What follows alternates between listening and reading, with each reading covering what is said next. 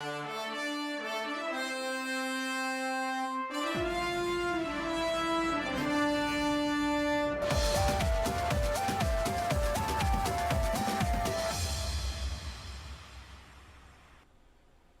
स्वागत है आप सभी का। मैं हूं आपके साथ सपना। सांसद किशोरी लाल शर्मा ने पीड़ित परिवार से मुलाकात की। अमेठी के जगदीशपुर कस्बे के कौशल परिवार के 3 लोगों की अस्थि विसर्जन के दौरान डलमऊ में हुई मौत की सूचना पर पीड़ित परिजनों ने अमेठी सांसद किशोरी लाल शर्मा से मिलने पहुंचे। इस दौरान किशोरी लाल ने मुलाकात कर अपनी गहरी शोक संवेदना व्यक्त की और शोक संतप्त परिवारों को ढांढस बंधाया। सांसद किशोरी लाल शर्मा ने इस दुख की घड़ी में पीड़ित परिवारों को हर संभव मदद का भरोसा दिलाया।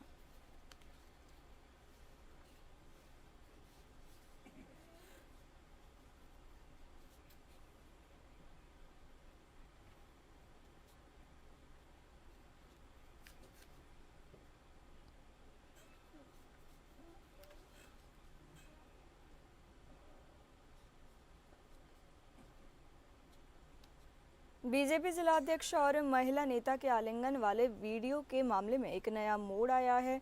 महिला नेता ने पुलिस को शिकायती पत्र देकर इसे राजनीतिक साजिश बताया है। उनका कहना है कि मेरी और जिलाध्यक्ष की छवि धूमिल करने के लिए ये वीडियो वायरल किया गया। इसको लेकर महिला ने अज्ञात लोगों के खिलाफ मुकदमा दर्ज किया है। महिला नेता का कहना है कि मेरी तबीयत खराब होने के बाद गोंडा भाजपा के जिलाध्यक्ष अमर किशोर कश्यप ने मुझे सहारा दे रहे थे। इसको लेकर कुछ लोग राजनीति करने पर उतारू हो गए हैं। अमर किशोर कश्यप से मेरे पारिवारिक संबंध हैं।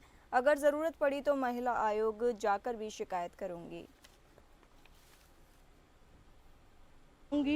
और भैया मेरे भी इज्जत है या माननीय अध्यक्ष जी के पास भी इज्जत है। वो ऐसा कुछ समझते तो किसी लेडीज को क्यों सहारा देते? नहीं ना, ये गलत है, अफवाह है, ये राजनीतिक मैटर है। अब ये लोग राजनीति के ऊपर उस पर ले जा रहे हैं। ऐसा कुछ नहीं है। मेरा फैमिली व्यवहार है, फैमिली संबंध है अध्यक्ष जी से। अब पिछले 3.5 सालों से मैं उनको जानती हूँ। मुझे आप बताओगे या कोई बताएगा कि अध्यक्ष जी कैसे हैं?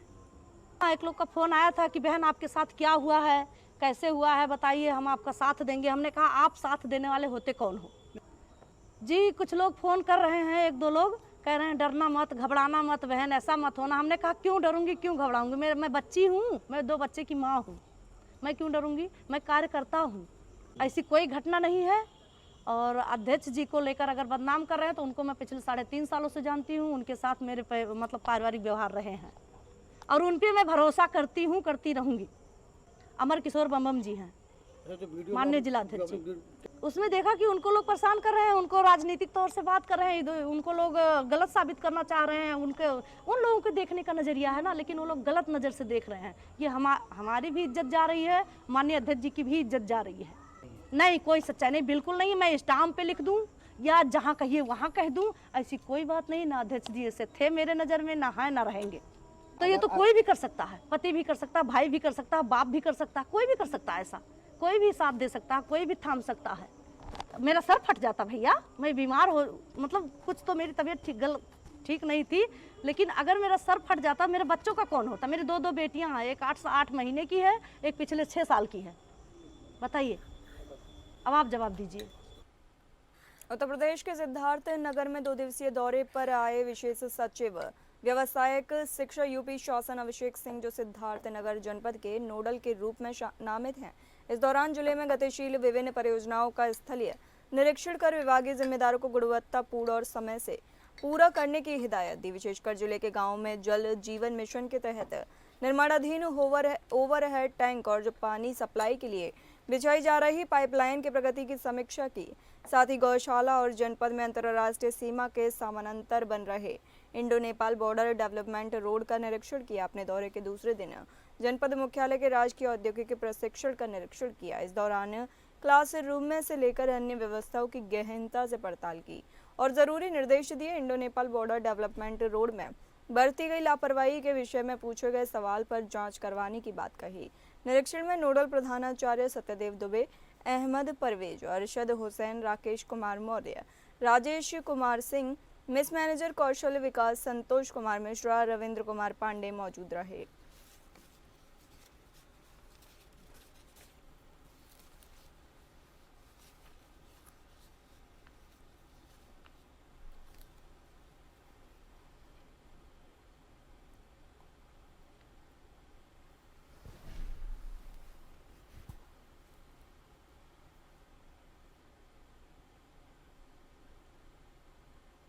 एसडीएम करहल अंजलि सिंह पर 5 महिलाओं ने जेल भेजने का आदेश देने का आरोप लगाया है। महिलाओं का कहना है कि ये महिलाएं रास्ते का विवाद को लेकर एसडीएम ऑफिस पहुंची थी।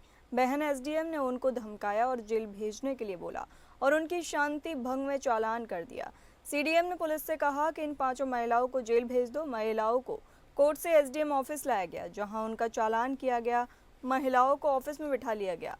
एसडीएम के आने के बाद ही उनको बेल मिल पाएगी। ये मामला मैनपुरी के करहल तहसील का है। पीड़ित महिला राम देवी ने बताया कि हम लोग करहल के कृष्ण कॉलोनी में रहते हैं। हमारी कॉलोनी के पीछे एक गली है जो इलाहाबाद बैंक को कॉलोनी को जोड़ती है। हम लोग 10 साल से उस गली में रह रहे हैं। कुछ समय पहले उस रास्ते पर कुछ लोगों ने मकान बनवा लिए, लेकिन तब पूरा रास्ता बंद नहीं हुआ। लेकिन अब यहाँ प्लॉट खरीद कर घर बनवा रहे हैं, जिसकी वजह से पूरा रास्ता बंद हो गया है। हम लोगों ने इसका विरोध किया तो किसी ने नहीं सुनी, उल्टा लोग बाउंड्री वॉल बनाकर रास्ता बंद कर रहे हैं।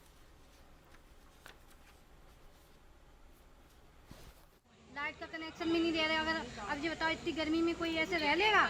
और डाल लो कटिया तो चेकिंग पकड़ने आ जाती, हटाओ हटाओ हटाओ। ये भी कोई बात है? आप हमें कनेक्शन दे दो। रास्ता का मामला है सर, हमने तो बहुत रुपए लगा दिए मकान, और यहाँ तो अब कुछ नहीं है, बच्चे बंद है, सब रास्ता बंद हो जाएगी, कैसे क्या होगा?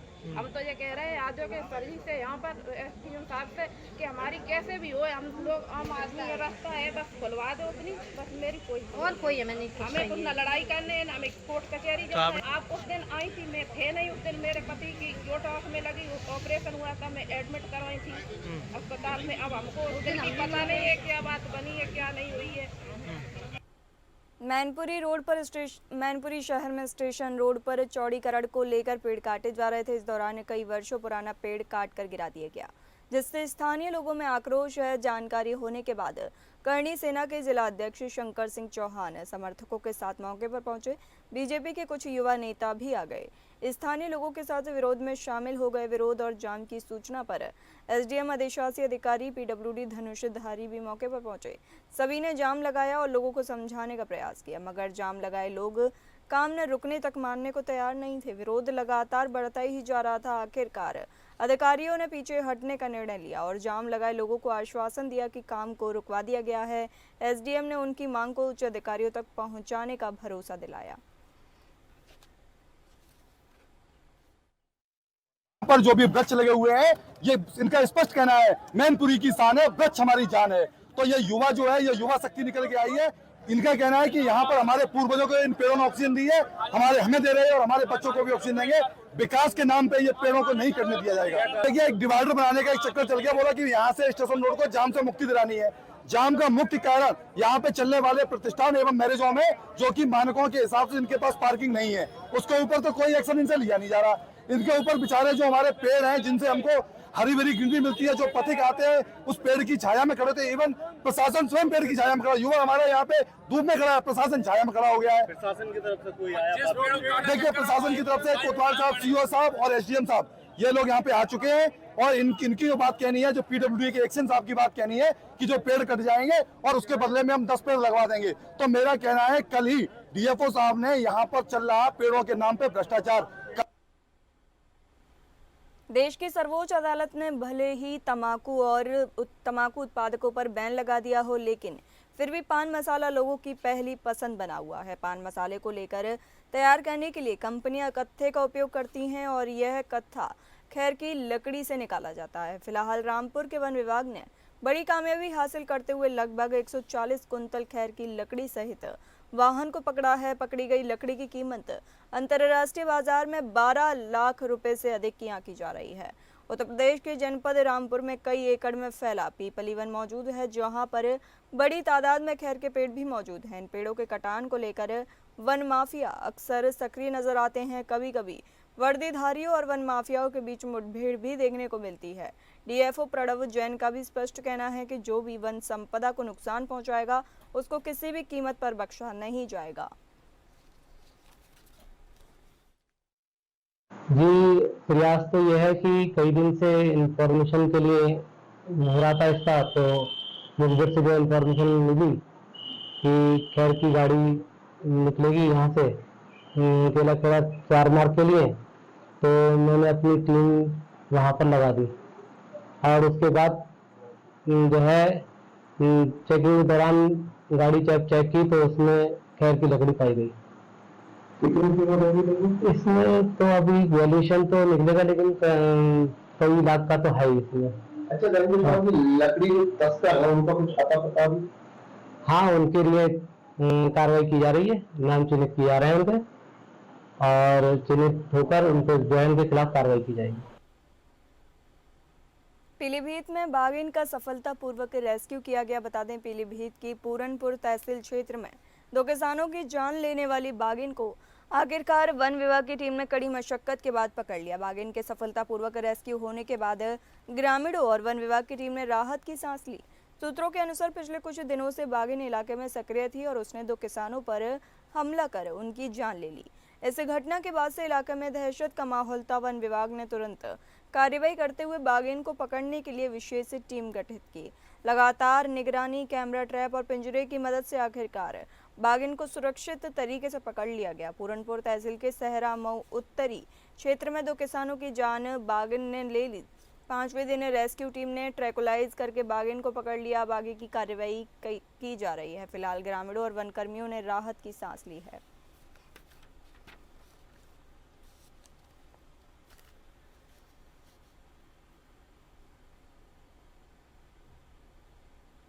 चलिए बढ़ते हैं अगली खबरों पर। हमीरपुर जिले में एक बार फिर तेज रफ्तार का कहर देखने को मिला। मोदहा कोतवाली क्षेत्र में ट्रैक्टर ट्रॉली और ट्रक की जोरदार भिड़ंत हो गई। हादसे के दौरान 2 लोगों की मौत हो गई, 1 दर्जन लोग घायल हो गए। हादसे की जानकारी होने पर पहुंची पुलिस ने एम्बुलेंस की मदद से घायलों को अस्पताल पहुंचाया, जहां पर 2 दर्जन लोग घायल बताए जा रहे हैं, जिसमें 1 दर्जनों की हालात गंभीर देखते हुए कानपुर रेफर कर दिया गया है। अन्य घायलों का इलाज स्थानीय अस्पताल में चल रहा है।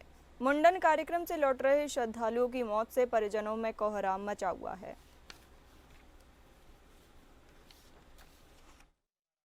पच्चीस मई 2025 को रात्रि लगभग 11 बजे थाना मोदहा पुलिस को सूचना प्राप्त हुई कि किसान पेट्रोल पंप के पास एक ट्रैक्टर और ट्रक के बीच सड़क दुर्घटना हो गई है। घटना में लगभग 25 व्यक्ति घायल हुए हैं, जिनमें से 15 को बेहतर उपचार हेतु जिला अस्पताल हमीरपुर रेफर कर दिया गया है। अन्य घायलों का प्राथमिक उपचार के बाद CHC मोदहा से डिस्चार्ज कर दिया गया है। इस दुर्घटना में एक व्यक्ति, जिसका नाम शिवभान सिंह बताया जा रहा है, उम्र लगभग 45 वर्ष, निवासी जलाल, जनपद बांदा, की मृत्यु हो गई है। दुर्घटनाग्रस्त ट्रक व ट्रैक्टर को कब्जे में ले लिया गया है। ट्रक चालक को पुलिस हिरासत में लेकर पूछताछ की जा रही है। यातायात सुचारू रूप से चल रहा है। अनावश्यक वैधानिक कार्रवाई प्रचलित है। जौनपुर के जाफराबाद में एक दर्दनाक वारदात सामने आई है। नेवादा बाईपास के पास स्थित एक बिल्डिंग मटेरियल की दुकान में बदमाशों ने व्यापारी और उनके 2 बेटों की हत्या कर दी। मृतकों की पहचान लालजी और उनके 2 बेटों गुड्डू कुमार और यादवीर के रूप में की गई है। तीनों दुकान में ही सो रहे थे। मृतकों के बहनोई ने पुलिस को इस घटना की सूचना दी। मौके पर पहुंची पुलिस ने जांच में पाया कि तीनों के सिर पर लोहे की रॉड से वार किया गया। हमलावर घटना को अंजाम देने के बाद फरार हो गए। पुलिस ने मौके का मुआयना किया और आसपास के लोगों से पूछताछ शुरू कर दी। पुलिस अधिकारियों ने बताया कि मामले की गंभीरता को देखते हुए कई टीमें बनाई गई हैं। हत्या के कारणों का पता लगाया जा रहा है। साथ ही आरोपियों की पहचान और गिरफ्तारी के लिए विशेष टीम भी गठित की गई है।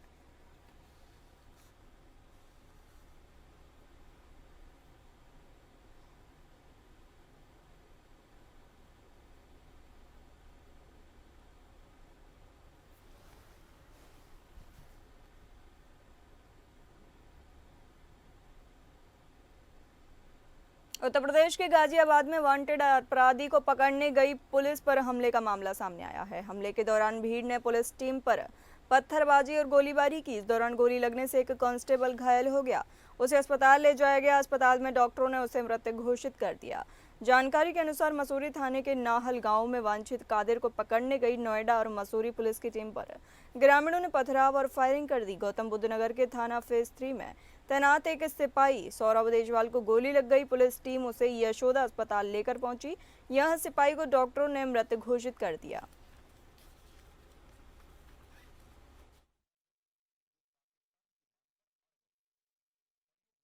थाना मसूरी पर एक सूचना प्राप्त हुई कि थाना मसूरी के ग्राम नाहल पर गौतम बुद्ध नगर के एक अच्छी सौरभ को गोली लग गई है। जिसे उसकी टीम के द्वारा यशोदा अस्पताल ले जाया गया है, जहाँ पर उसे डॉक्टर द्वारा मृत घोषित कर दिया गया है। ज्ञात हुआ है कि एक वांछित कादिर नामक नाहल का जो रहने वाला था, उसकी गिरफ्तारी के लिए वहाँ की टीम आई हुई थी। उसी दौरान ये घटना हुई है।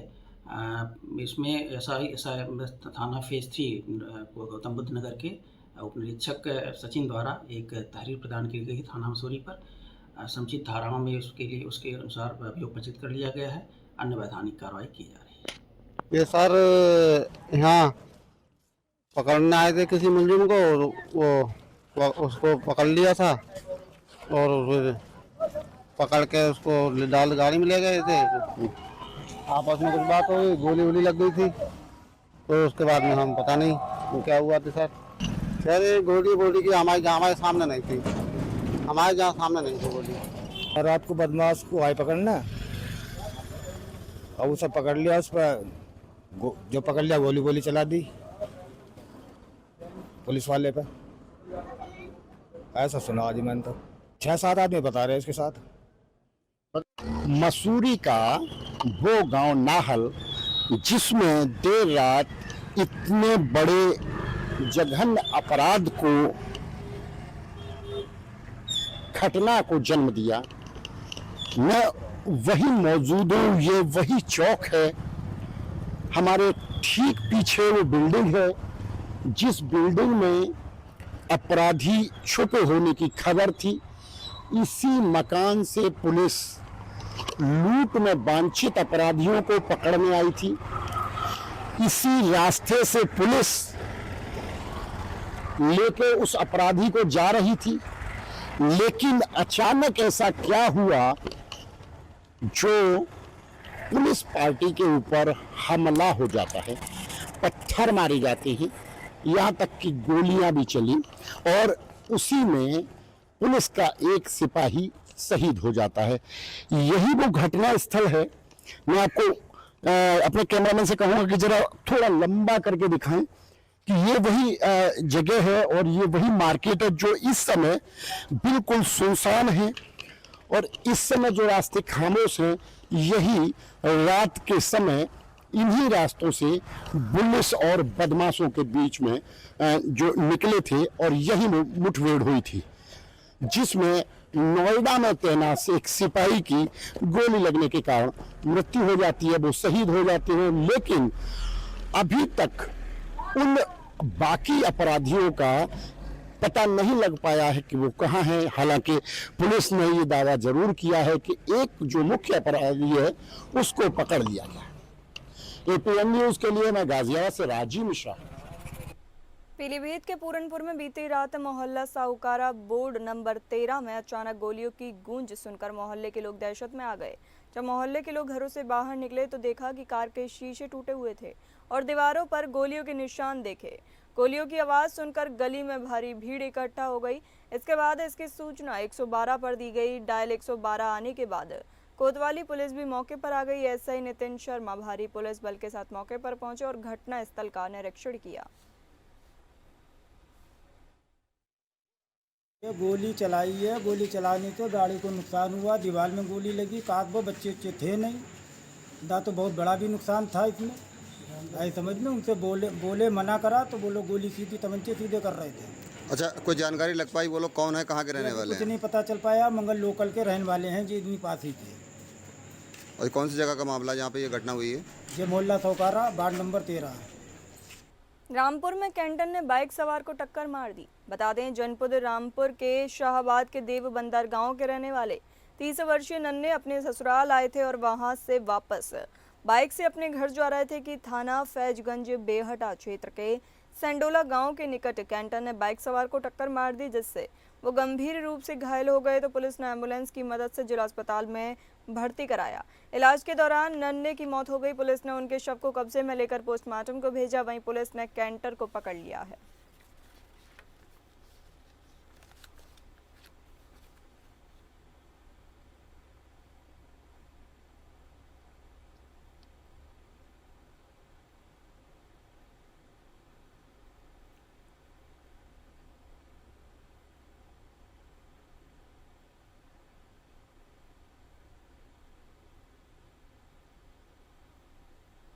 यूपी के हमीरपुर जिले से सुमेरपुर थाना क्षेत्र में बीती रात घर से लापता हुए युवक का शव गांव में एक घर के पास पड़ा मिला।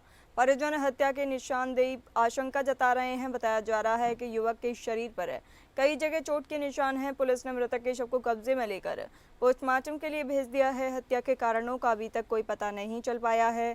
घटना के खुलासे को लेकर डॉग स्क्वाड, फॉरेंसिक टीम सहित स्थानीय थाने की पुलिस फोर्स लगाई गई है। जो मरा हुआ है और हम रात को करीबन डीजे बज रहा था और हम लखन को देखने गए। अचानक हमारी नजर पड़ी कि खाट पे कोई है नहीं है। हमने मम्मी से बोला कि यहाँ पे कोई खाट पे है नहीं मम्मी, पता नहीं लखन कहाँ चला गया है। मम्मी कह रही है कि हम चलो हम देखने जा रहे। तो हम 2 बच्चे थे हमारे साथ में, हम उनको देखते रहे और हमारी मम्मी गई है 2 बार उतर के गई देखना, पूरा घर छान मारा फिर भी नहीं मिला। और फिर हम मम्मी से कह रहे मम्मी चलो हम देखने चलते हैं, पता नहीं कहीं चला गया। इतनी देर 2-3 घंटे कौन करता है लेटरिंग। चलो मम्मी कह रही है कि पता नहीं कहीं अपनी यार दोस्तन के यहाँ पे होगा, इसलिए मम्मी आई नहीं है। और हम मम्मी से कह रहे चलो, छोटे छोटे बच्चे तो मम्मी कह रही इसलिए कि अभी बच्चे छोटे हैं, यहाँ पे कोई है नहीं है, हम इन्हें छोड़ के नहीं जा सकते, कहीं होगा लेटा होगा अपने यार दोस्तन के साथ में, वो आ जाएगा। और सुबह हमें पता पड़ी है, हम लेटरिंग करके आए, जैसे हम यहाँ पे इन्फॉर्म हो गया है कि यहाँ पे लाश पड़ी है राम लखन की।